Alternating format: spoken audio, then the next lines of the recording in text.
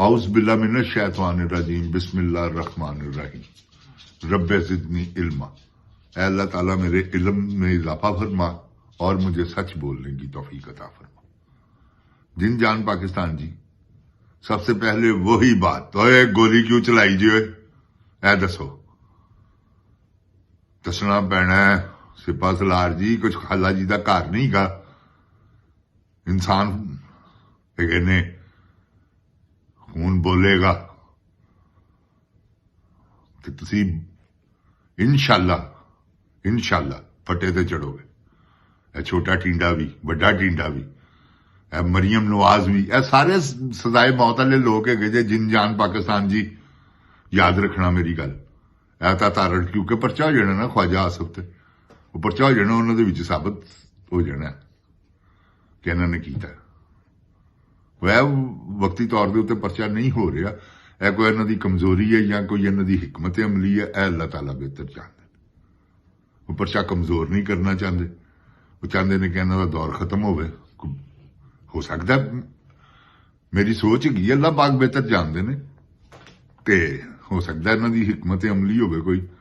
खान साहब कह भी रहे हैं, तो अवल तो हो सकता खान साहब ने इन्होंने मना किया हो टाइम टपाओ, तो अल्लाह ताला बेहतर करेगा इंशाअल्लाह। अल्लाह ताला उन्होंने इंसाफ दुआएगा। जिन जान पाकिस्तान जी, गुजारिश है कि बैरोक्रेट की असी अज तक कदी तक जिक्र ही नहीं किया कि बैरोक्रेट की कर रहा है पाकिस्तान। जिन जान पाकिस्तान जी, तुहाडियां सोचां हो सकदी हैं, इत्थे जिन्ना बैरोक्रेट का बच्चा है ना, सब इत्थे पढ़ लिया जिन्ना। हुण एक बंदा आप डीसी है, बच्चा इथों पढ़ के गया हो तो मोहर लग गई उन्होंने को नस्ल। उस तो भी अगे फिर यह निजाम कि इथों पढ़ के बाहर वापस जाएंगे तो पाकिस्तान च जाके बैरोक्रेट डायरैक्ट। जिन जान पाकिस्तान की 17वें स्केल च 18वां 19वां ते 20वां चल इन्होंने वास्ते ही है। दसो मैं, जनरलों के बच्चों वास्ते या अमीर लोगों वास्ते? यार उन्होंने गरीबों बच्चों का कोई हक नहीं गा, है उन्होंने भी हक। इत्थे देखो क्यों इमरान खान क्यों फॉलो कर रहा सी ऐसी गल। हजरत उमर फारूक रजी अल्लाह तआला अन्हु नूं फॉलो करते हैं। यकीन करो मैं तुहाडे नाल गलत बयानी नहीं कर रहा, उन्होंने फॉलो करते क्योंकि आप सरकार ऐसे ਇਹੋ ਜਿਹੀਆਂ ਗੱਲਾਂ ਕਰ ਗਏ ਨੇ। पुलिस का महकमा उन्होंने ही बनाया, तो ऐसा ऐसा निजाम बना गए ने कि भुखा मर ही नहीं सकता उन्होंने कहने ते अमल करो।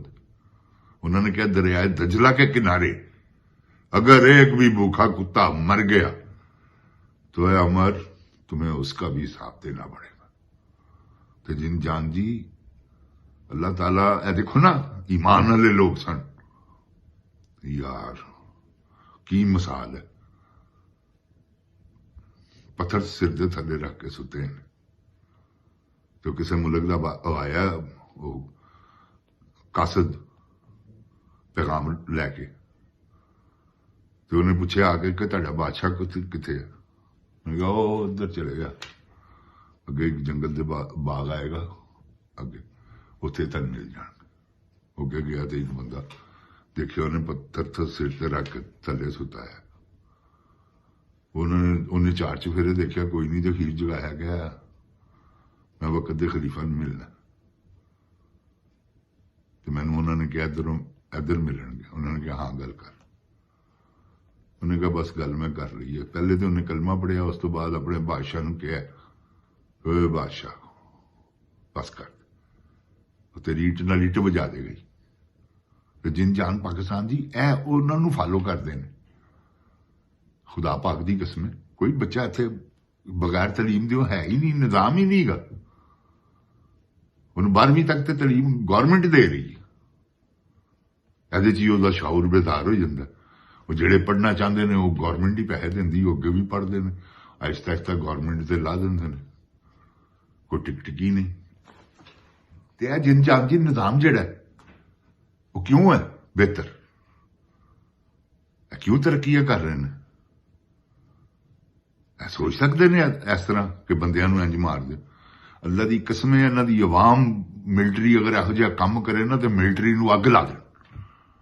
ਮੈਂ ਖੁਦਾਏ ਅਜ਼ੀਮ ਦੀ ਕਸਮ ਖਾਨਾ। ਤੁਸੀਂ ਦੇਖਿਆ ਨਹੀਂ, ਉਹ ਇੱਕ ਮੈਂ ਕਈ ਵਾਰੀ ਜ਼ਿਕਰ ਕਰ ਚੁੱਕਾ, ਉਹ ਜਿਹੜਾ ਸਿਆਹ ਇਹਨਾਂ ਨੇ ਉਹ ਪੁਲਿਸ ਵਾਲਿਆਂ ਨੇ ਗੋਡਾ ਤੇ ਰੱਖ ਕੇ ਤੇ ਉਹਨੂੰ ਮਾਰ ਦਿੱਤਾ ਸੀ। ਕੋਹਰਾਮ ਮਚ ਗਿਆ ਸੀ। ਇੱਕ ਬੰਦਾ ਹਿਊਮਨ ਰਾਈਟ ਦੇ ਚੱਕਰ 'ਚ ਤੇ ਪਾਕਿਸਤਾਨ 'ਚ ਕਿੰਨੇ ਜਣੇ ਸ਼ਹੀਦ ਹੋ ਗਏ, ਪੁੱਛਣ ਵਾਲਾ ਹੀ ਕੋਈ ਨਹੀਂ। 5 ਮਈ ਨੂੰ ਪਤਾ ਨਹੀਂ ਕਿੰਨੇ ਬੰਦੇ ਸ਼ਹੀਦ ਹੋ ਗਏ, ਕੋਈ ਪਤਾ ਨਹੀਂ। 26 ਨਵੰਬਰ ਨੂੰ ਕਿੰਨੇ ਬੰਦੇ ਸ਼ਹੀਦ ਹੋ ਗਏ, ਕੋਈ ਪਤਾ ਨਹੀਂ। ਇੱਕ ਡਰਾਮੇਬਾਜ਼ੀ ਕਰਕੇ 9 ਮਈ ਤੇ ਪੂਰੇ ਮੁਲਕ 'ਚ ਵਕਤ ਪਾਤਾ ਹੈ। ਜਿਹਨੂੰ ਮਰਜ਼ੀ ਫੜ ਲੈਂਦੇ ਨੇ, ਜਿਹਨੂੰ ਮਰਜ਼ੀ ਚੁੱਕ ਲੈਂਦੇ ਨੇ। ਕੀ ਜਵਾਸ ਬਣਾਤਾ ਹੈ ਉਹਨਾਂ ਨੇ? ਬੋਲਣ ਵਾਲਾ ਕੋਈ ਹੈ ਹੀ ਨਹੀਂ। ਅੱਛਾ ਤੂੰ ਬਹੁਤੀਆਂ ਗੱਲਾਂ ਕਰਨਾ ਪਾਉਂਦੇ ਆ ਤੇਰੇ ਤੇ 9 ਮਈ। ਇਹ ਨਿਜ਼ਾਮ ਬਣ ਗਿਆ ਤੇ ਇਹ ਬਹੁਤ ਗਲਤ ਹੈ। ਸਿਪਾ ਸਲਾਰ ਜੀ, ਇਹ ਤੁਹਾਡੀ ਮੌਤ ਦਾ ਸਮਾਨ ਹੈ ਜੋ ਤੁਸੀਂ ਕਰ ਰਹੇ ਹੋ। ਐਵੇਂ ਗਾਫਲ ਨਾ ਹੋ। ਹਾਂ ਬਸ ਤੈਨੂੰ ਮੈਂ ਹਕੀਕਤ ਕਹਿ ਰਿਹਾ, ਗਾਫਲ ਨਾ ਹੋ।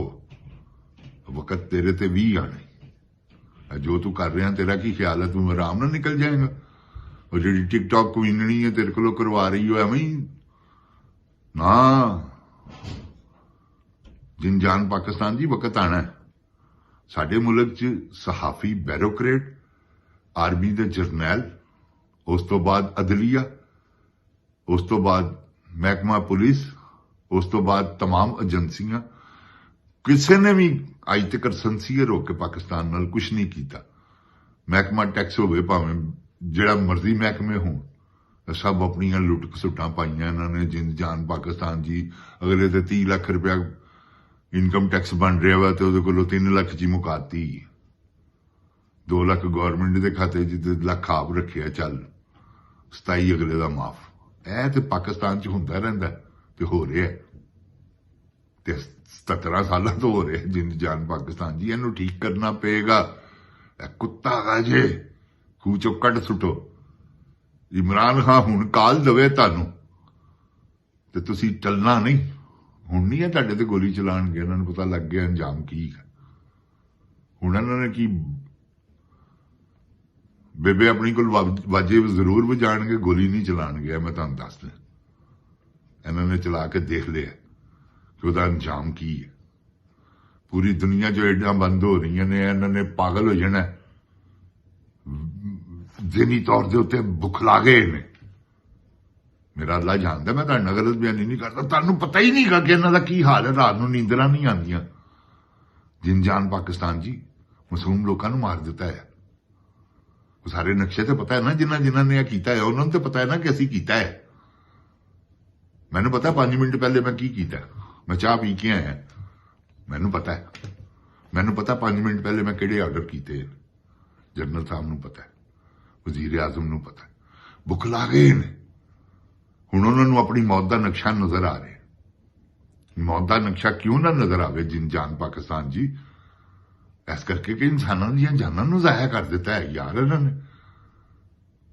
ਨੇ ਇਸ ਤਰ੍ਹਾਂ ਗੋਲੀ ਚਲਾਈ। ਉਹ 30 ਕਮਾਂਡੋ ਜਿਹੜੇ ਆਏ ਨੇ ਨਾ, SSG ਦੇ ਕਮਾਂਡੋ, ਓਏ ਹੋਏ ਹੋਏ, ਉਹਨਾਂ ਨੇ ਪਹਿਲੇ ਇਨਕਾਰ ਕੀਤਾ। ਉਹ ਜਿਹੜਾ ਬ੍ਰਿਗੇਡੀਅਰ ਸੀ ਨਾ, ਕਿਸੇ ਗਲੀਜ਼ ਮਾਂ ਦਾ ਬੱਚਾ, ਉਹਨੇ ਇਹ ਸਾਰਾ ਕੁਝ ਕੀਤਾ।